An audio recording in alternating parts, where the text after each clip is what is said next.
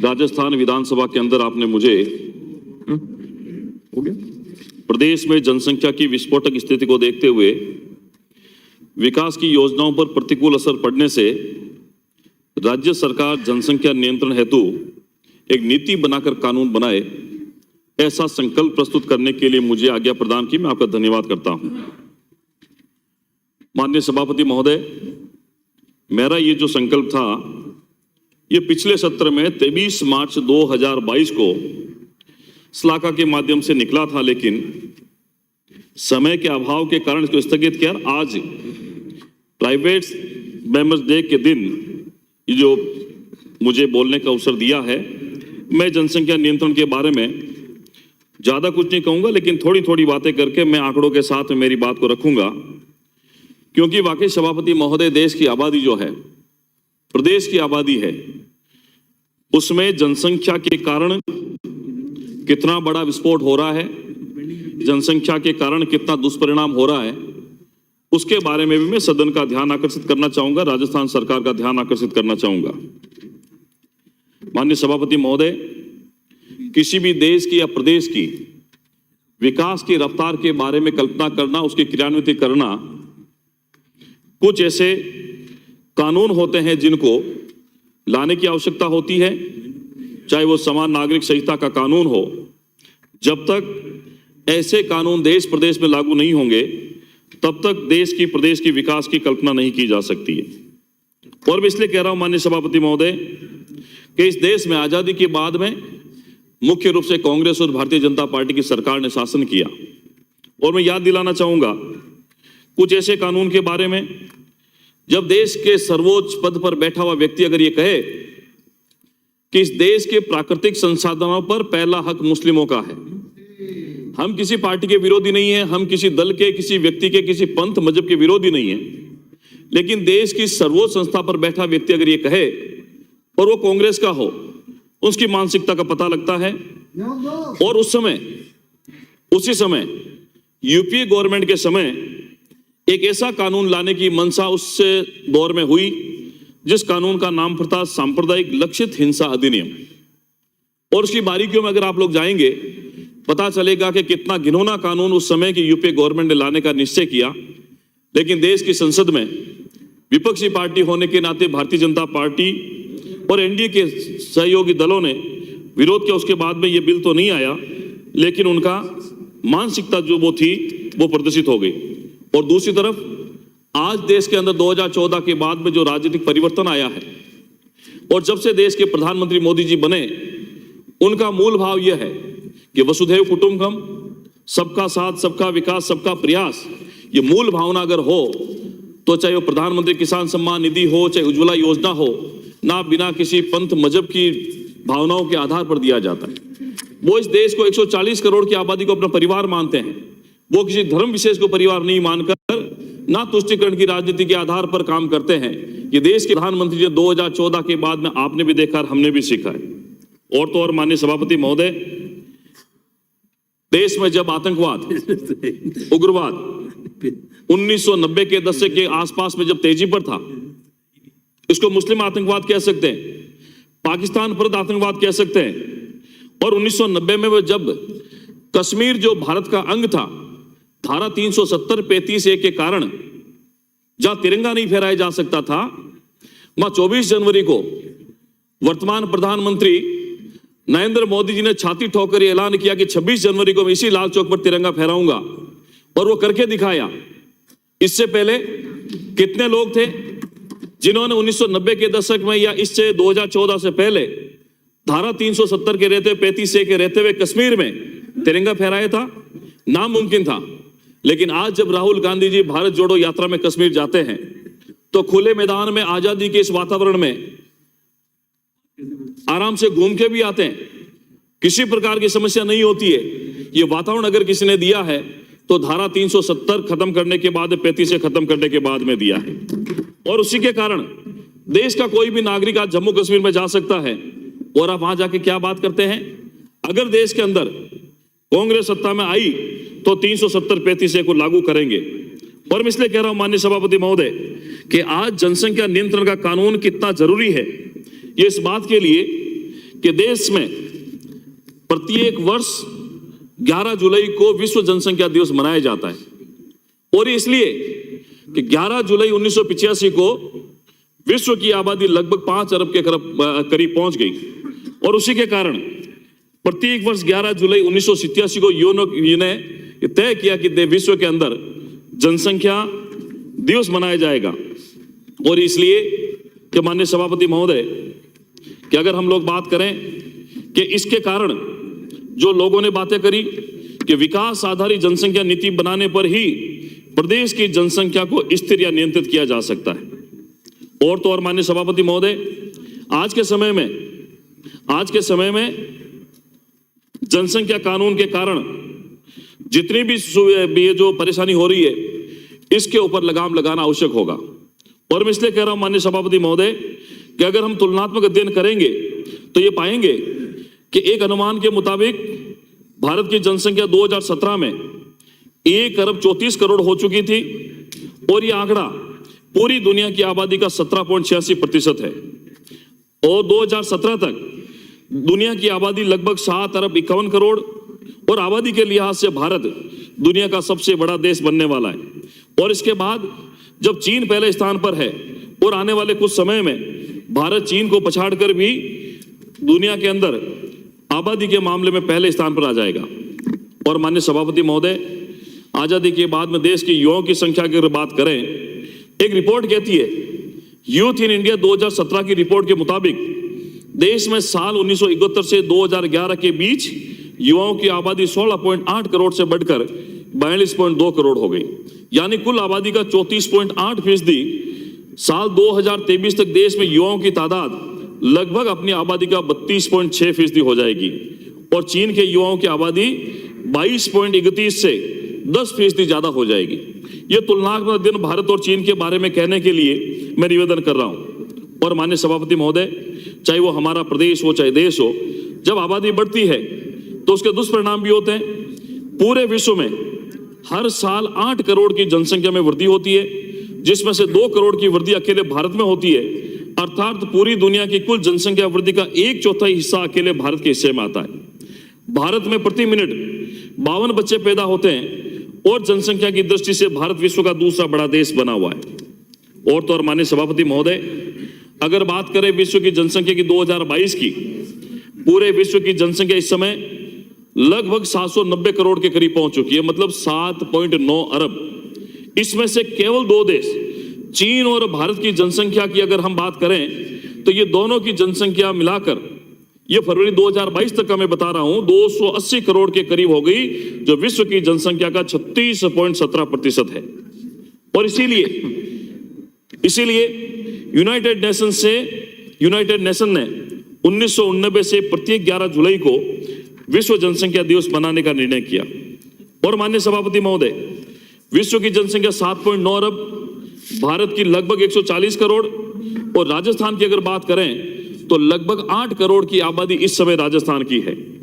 और मैं राजस्थान की आबादी का 1901 से लेकर 2011 तक निवेदन करना चाहूंगा माननीय सभापति महोदय, कि 1901 में राजस्थान प्रदेश की आबादी 1 करोड़ 2 लाख के करीब थी, और 1911 में ये 0.6% बढ़ी, और ये बढ़ते बढ़ते माननीय सभापति महोदय 1921 में जरूर -6.19% कम हुई।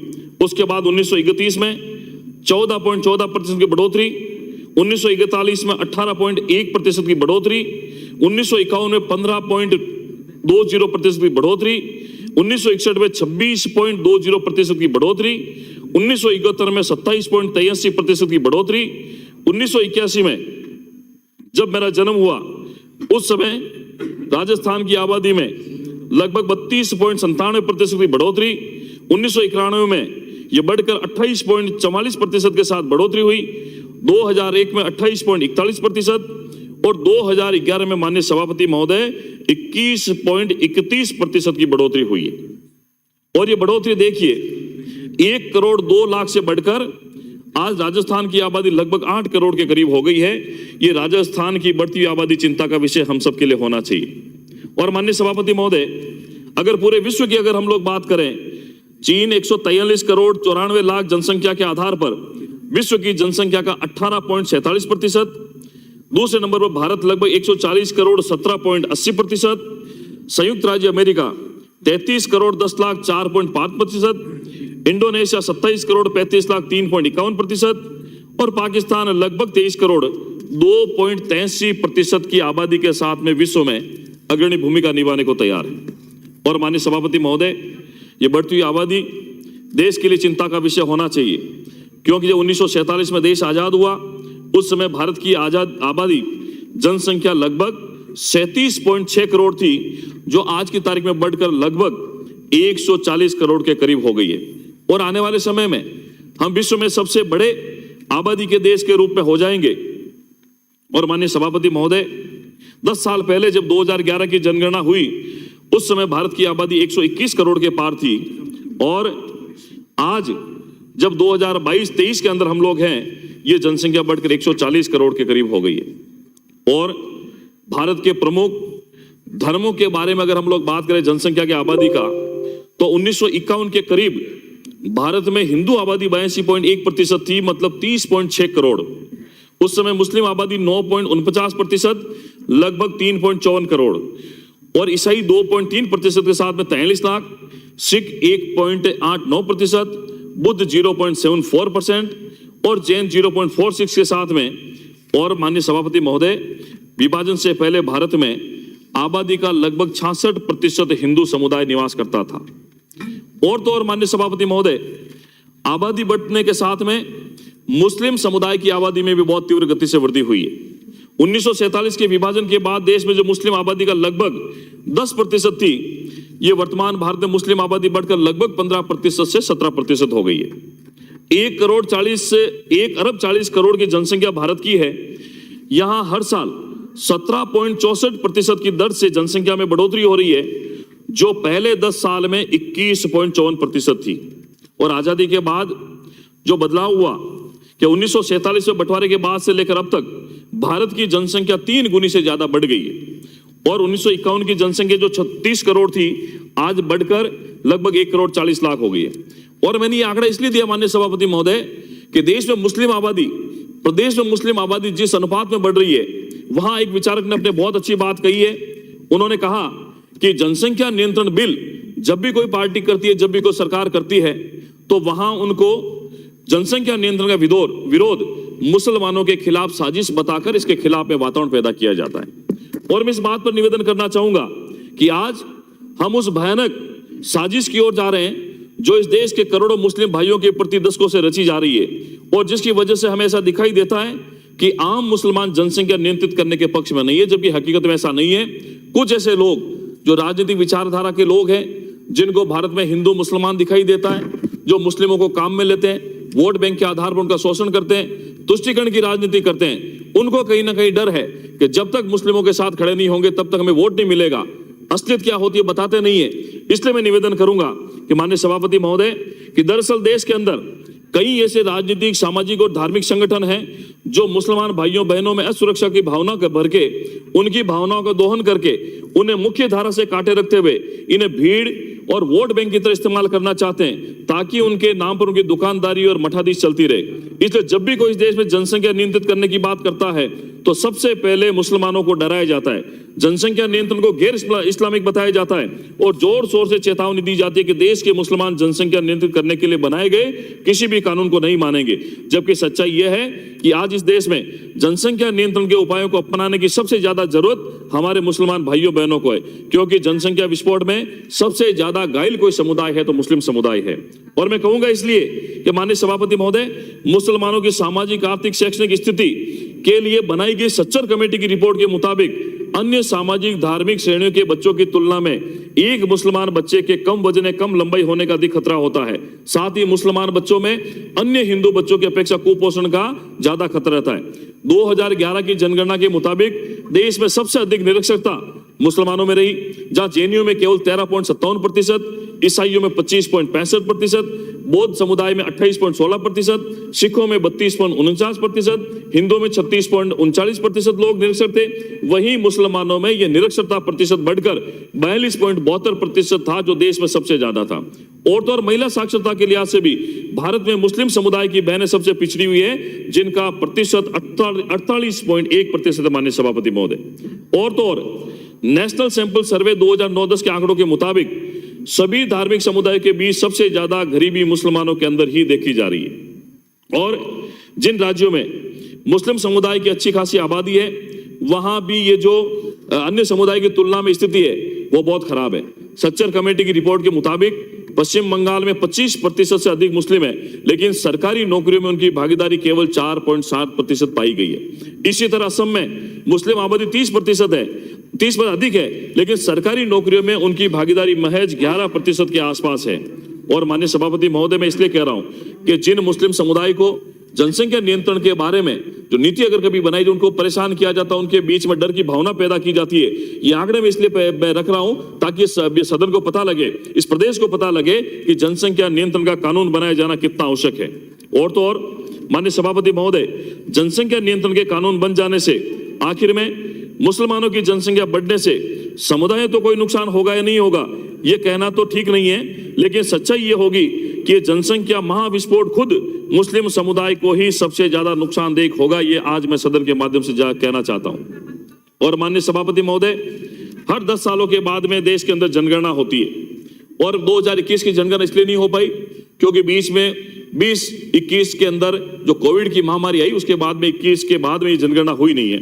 तो माननीय सभापति महोदय, ये जो 2021 की जनगणना होगी, ये देश की 16वीं जनगणना होगी, और यूनाइटेड नेशंस के आंकड़ों के वर्ल्डोमीटर के अनुसार 26 जुलाई 2021 तक भारत की आबादी लगभग 1,39,50,00,000 के करीब थी।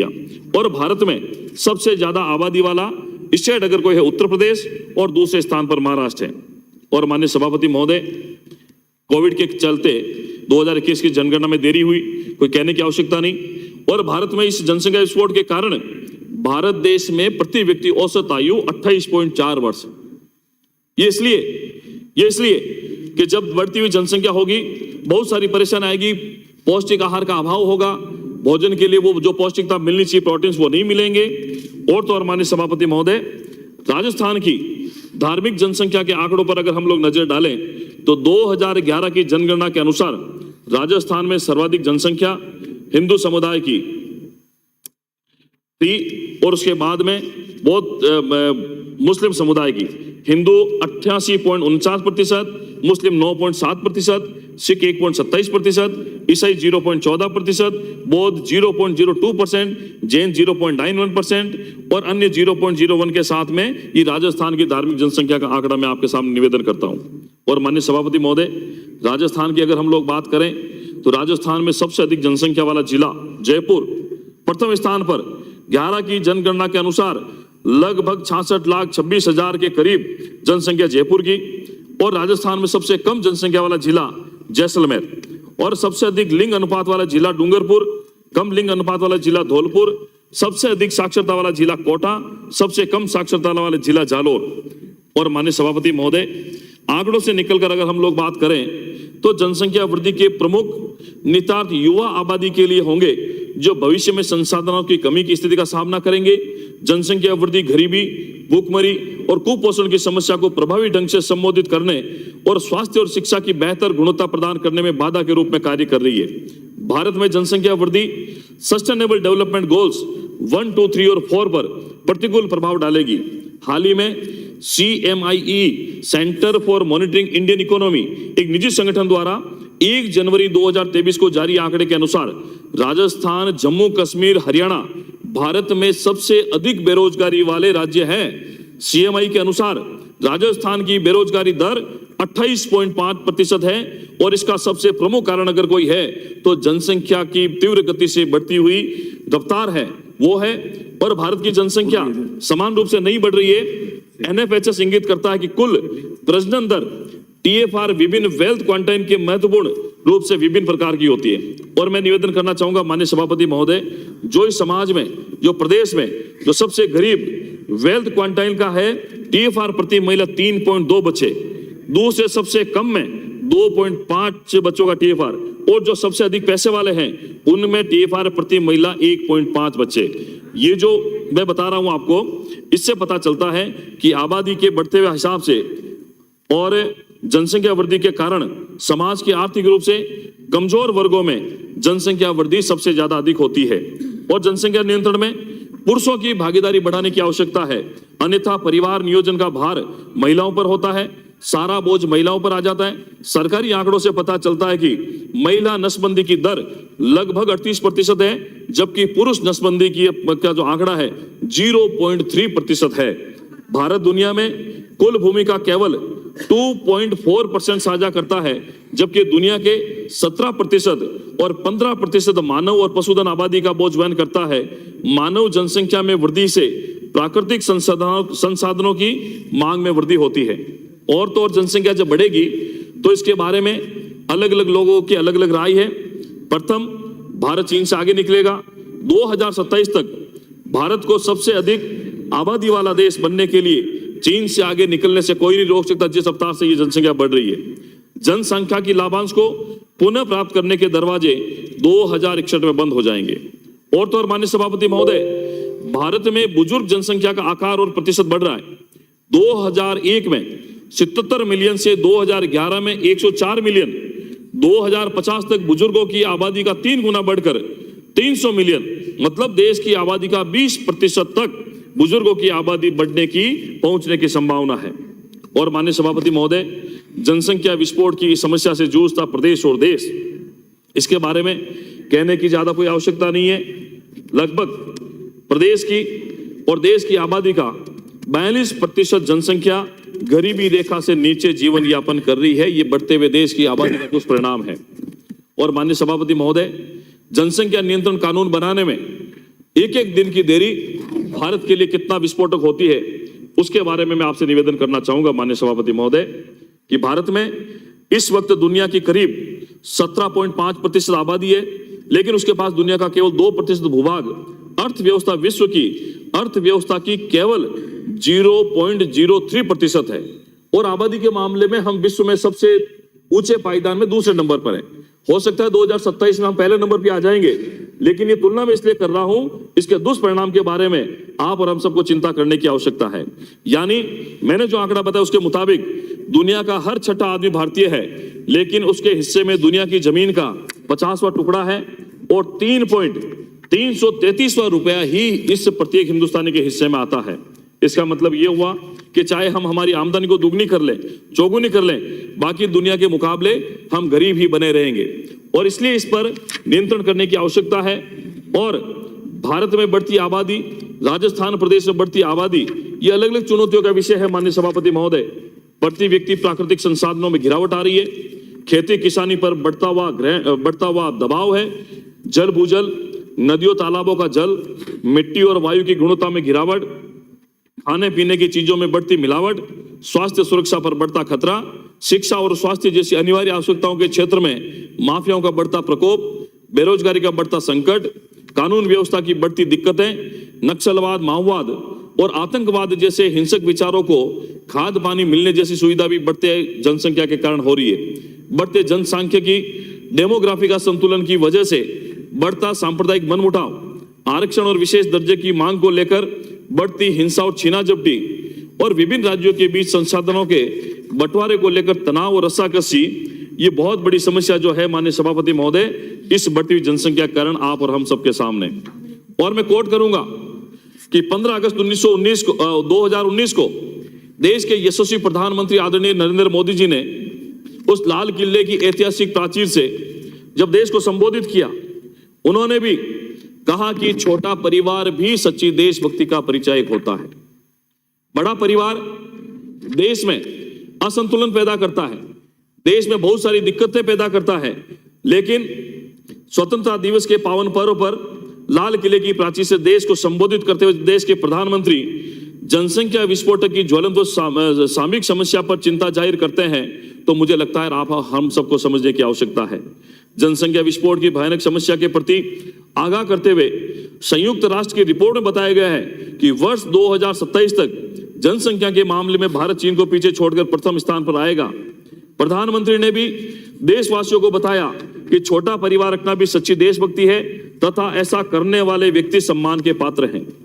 भारत की 15वीं जनगणना 2011 के अनुसार देश की आबादी जो रिकॉर्ड की गई है और उसके बाद में धीरे धीरे बढ़ रही है और गत दशक 2001 से 2011 के दौरान जनसंख्या में 18 करोड़ 10 लाख की बढ़ोतरी दर्ज की गई है और ये बहुत चिंता का विषय है। बढ़ती जनसंख्या के कारण जो मैंने दुष्परिणाम बताए वो तो है ही है, लेकिन साथ में विश्व बैंक ने भी देश में व्याप्त गरीबी की भयावह स्थिति की ओर संकेत करते हुए अपनी रिपोर्ट में बताया कि देश की लगभग 42% गरीबी रेखा से नीचे जीवन यापन करने वाले लोग हैं। यही नहीं माननीय सभापति महोदय, देश में विश्व के लगभग 20 करोड़ के करीब लोग भूख व कुपोषण के आधार पर इस दंश को झेल रहे हैं। और माननीय सभापति महोदय, देश के अंदर जनसंख्या नियंत्रण का कानून का स्वरूप कैसा हो और उस पर किस प्रकार की कार्रवाई हो, यह भी जानने की आवश्यकता है। माननीय सभापति महोदय, बचपन से हम लोग सुनते आए थे कि भारत किसानों, गांव और संयुक्त परिवारों का देश है। राजस्थान प्रदेश भी अपना कुछ ऐसा ही है, लेकिन जनसंख्या विस्फोट की वजह से आज राजस्थान प्रदेश हो चाहे भारत हो, किसान, गांव और संयुक्त परिवार तीनों तबाही के कगार पर हैं। नैरेटिव ये सेट किया गया कि किसान के बेटे उसके हाथ पैर होते हैं, इसलिए जितने बेटे उतने अच्छे। लेकिन इस त्रुटिपूर्ण नैरेटिव का नतीजा ये हुआ कि आजादी के बाद महज 1 या 2 पीढ़ियों में ही भारत के अधिकांश किसान बर्बाद हो गए। अगर किसी के पास 50 एकड़ जमीन थी, बहुत बड़ा किसान था, लेकिन जब उसके 5 बेटे हुए, उनके हिस्से में केवल 10-10 एकड़ जमीन आई। फिर जब इन किसानों के भी औसत 3-4 बेटे हुए तो वो महज 2-3 एकड़ जमीन पर सिमट गए और नतीजा ये हुआ कि 2 पीढ़ियों के भीतर ही किसान परिवार की किसानी चौपट हुई। बढ़ते लड़ाई झगड़े, जीवन यापन की मुश्किलों के कारण संयुक्त परिवार टूटने लगे, गांव से पलायन भी काफी बढ़ गया। साथ ही देश भर में लाखों किसान आत्महत्या करने को मजबूर हो गए। इसके विपरीत यदि उन किसान परिवार से शुरू में ही 2 बच्चों की नीति अपना ली होती या उनकी किसानी बर्बाद होने से रोक ली होती तो न संयुक्त परिवार टूटते, न गांव से पलायन बढ़ता और न इतनी आत्महत्याएं होती। माननीय सभापति महोदय, कितना हो रहा है? कितना हो रहा? बस 5 मिनट। माननीय सभापति महोदय, देश में जनसंख्या विस्फोट के कारण लिंगानुपात की जो स्थिति है वो भी बड़ी चिंताजनक है। लिंगानुपात की स्थिति भी बहुत घट रही है। प्रदेश में घटता लिंग अनुपात खतरनाक स्थिति की तरफ पहुंच गया। 10 साल पहले हुई जनगणना में लिंग अनुपात 888 था, जबकि तमाम प्रयासों के बाद भी ये अंतर कम नहीं हुआ है। और ये माननीय सभापति महोदय, मैं इसलिए कह रहा हूं कि जनसंख्या नियंत्रण पर कानून कितना जरूरी है, ये सारी बातें बताई, लेकिन दुष्परिणाम पहले मैंने बताए, चाहे गरीबी हो, चाहे बेरोजगारी हो, चाहे भूखमरी हो, अल्प पोषण हो, खाद्यान्न का संकट हो, बढ़ता हुआ आतंकवाद हो, गुंडागर्दी हो, भ्रष्टाचार हो, कालाबाजारी हो, हेराफेरी हो, तस्करी हो, जल संकट व स्वच्छ पेयजल का अभाव हो, तापमान में वृद्धि, भू उर्वरा शक्ति में कमी, पर्यावरण प्रदूषण, विकास की गति में रुकावट, सुरक्षित आवास की कमी, बिजली का संकट, मलिन बस्तियों की संख्या में बढ़ोतरी, वन क्षेत्र में कमी, जल प्रदूषण, वायु प्रदूषण, मृदा प्रदूषण, ये इस प्रकार के कुप्रभाव हैं। माननीय सभापति महोदय, अगर समय रहते जनसंख्या विस्फोट की स्थिति को नियंत्रित नहीं किया गया तो आज हम इसको भुगत रहे, आने वाले समय में स्थिति और भी चिंताजनक होगी।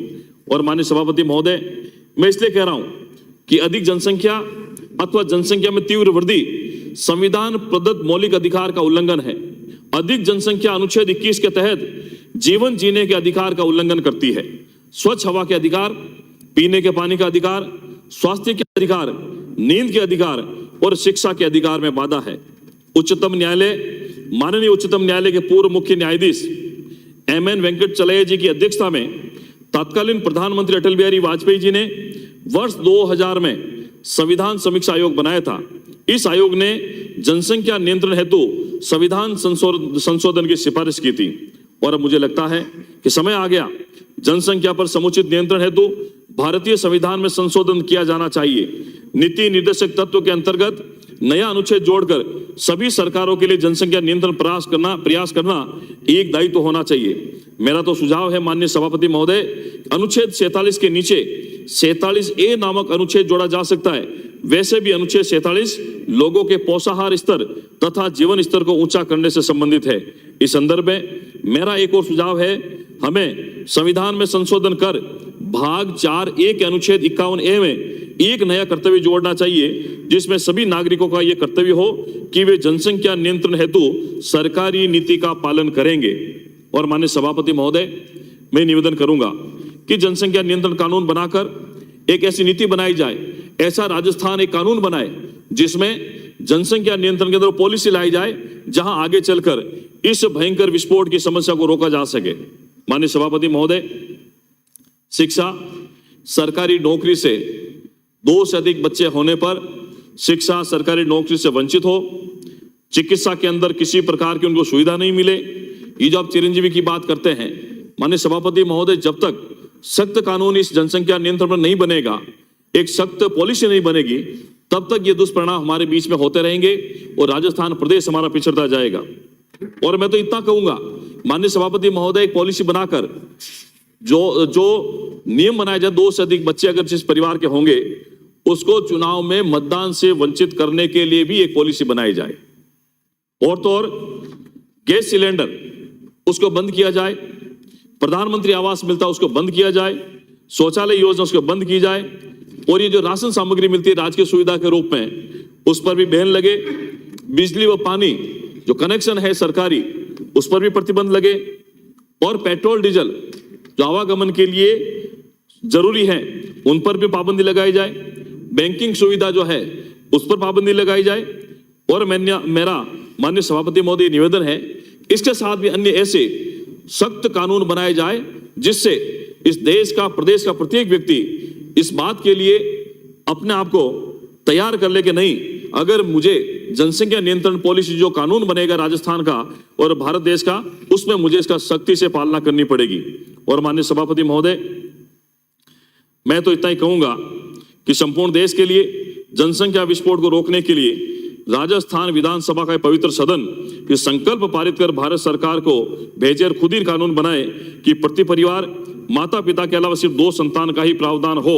और आज चीन में जबकि 1 संतान का प्रावधान किया गया है, उसके कारण आज चीन लगभग भारत के बराबरी पर है, थोड़ा सा ऊपर है, लेकिन आने वाले समय में हम चीन को पछाड़ कर, जरूरत हमें इस समय यह है कि हम लोग आर्थिक रूप से मजबूत हो, जरूरत हमें है कि हम सामाजिक रूप से मजबूत हो, हमारा भाईचारा सौहार्द बना रहे, लेकिन हम लोग जनसंख्या के इस विस्फोट के अंदर जितना फंस रहे हैं, जितना हम सब लोगों को प्रयास करना चाहिए वो हम लोग करनी करें। इसलिए माननीय सभापति महोदय, मेरा आपसे ये निवेदन है कि राजस्थान सरकार ये विधानसभा का सदन आज ये संकल्प पारित करे, इस विधानसभा के सभी सदस्य और इस प्रदेश का प्रत्येक नागरिक ये संकल्प प्रस्तुत करे कि हम राजस्थान प्रदेश के साथ में है, राजस्थान सरकार के साथ में है कि जनसंख्या नियंत्रण के ऊपर जो पॉलिसी बनेगी हम उसका सख्ती के साथ में, पूरी ईमानदारी से, अनुशासन के साथ में पालन करेंगे और जो नीतियां बनेगी उसका फॉलो करेंगे। मैं एक बार पुनः आप सबका धन्यवाद करता हूं कि इतने